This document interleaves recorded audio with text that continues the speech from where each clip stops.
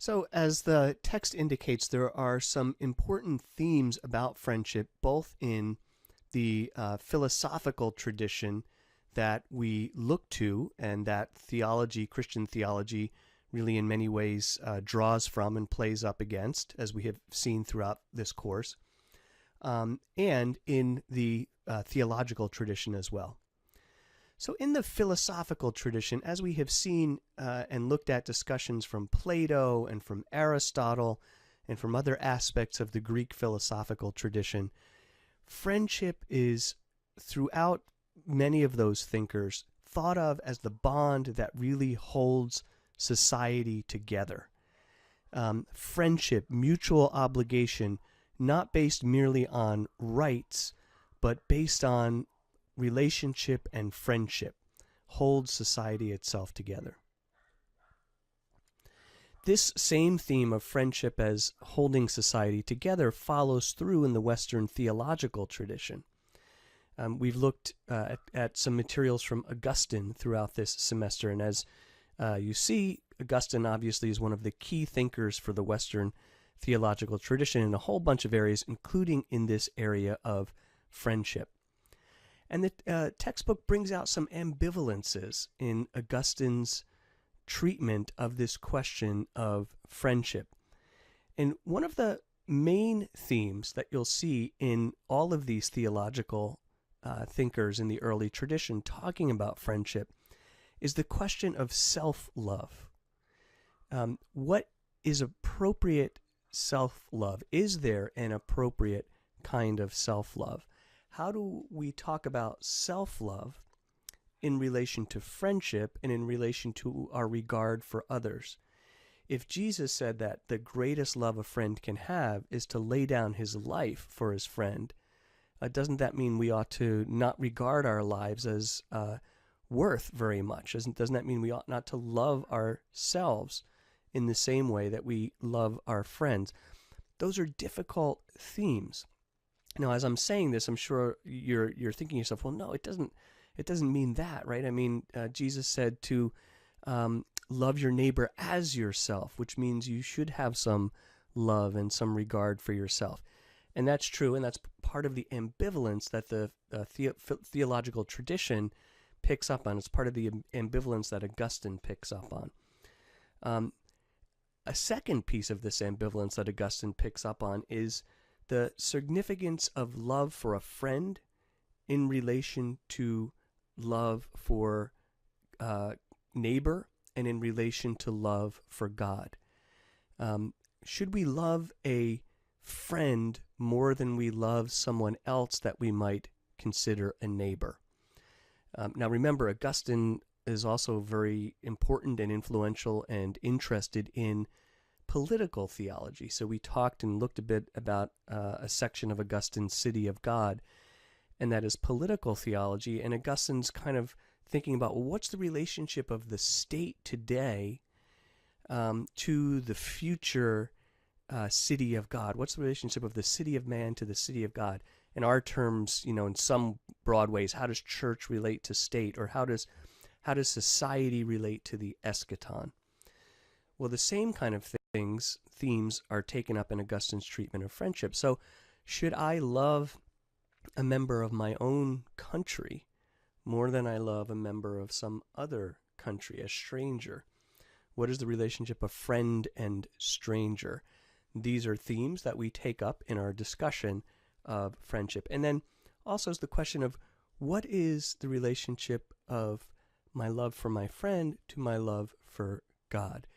For Augustine, of course, there is no love that matters more and no love that really fulfills love other than our love for God. And in fact, our love for anything else ought to be about how it points us toward and fulfills our love for God. So our love for a friend isn't necessarily, for Augustine, a love for our friend for their own sake, but love for our friend as part of our love for God and as that person is created by God. So how does that set of relationships come together? These are all themes that Augustine brings up. The text mentions this contrast that Augustine brings up between use and enjoyment.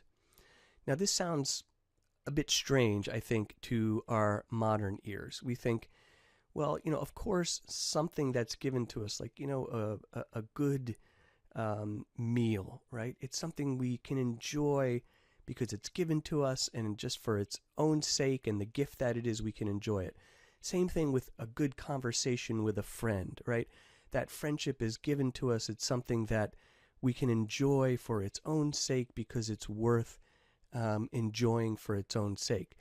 But Augustine draws a distinction between use and enjoyment, and he says, no, these other things, these temporal things, are there for us to be used. But what is there for us truly to be enjoyed is our relationship with God, our friendship with God.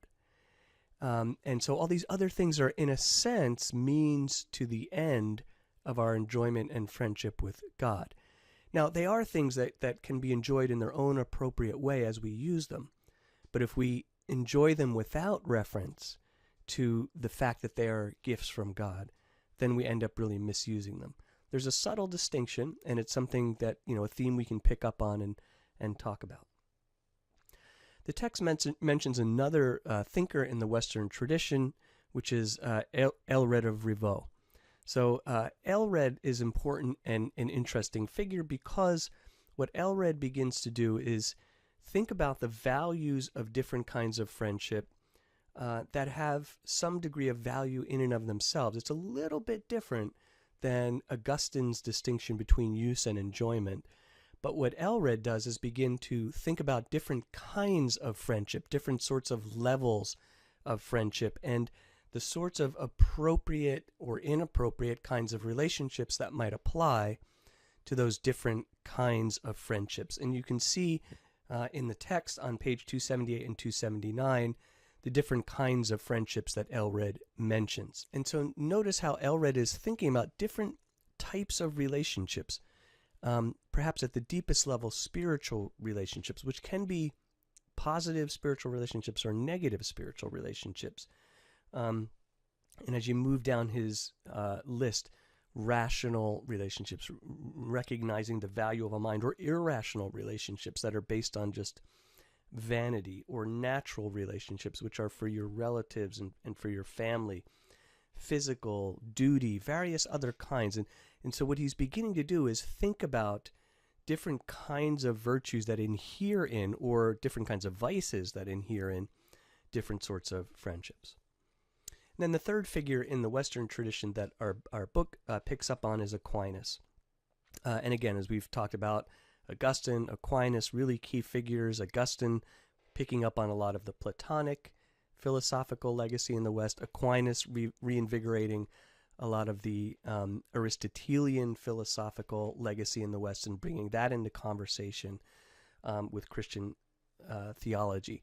And as you see in the text, again, Aquinas is talking about different levels or types of friendships in a manner somewhat reminiscent of Aelred. But notice that Aquinas is tying this more to the different aspects of the human person that Aquinas sees. So when he talks about amor, which deals with the senses, right, that layer of our being, he talks about parts of friendship that deal with our will.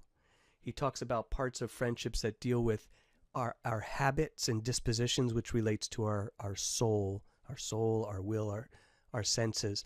And different kinds of friendship, different levels of friendship can relate to these different pieces of us as a person.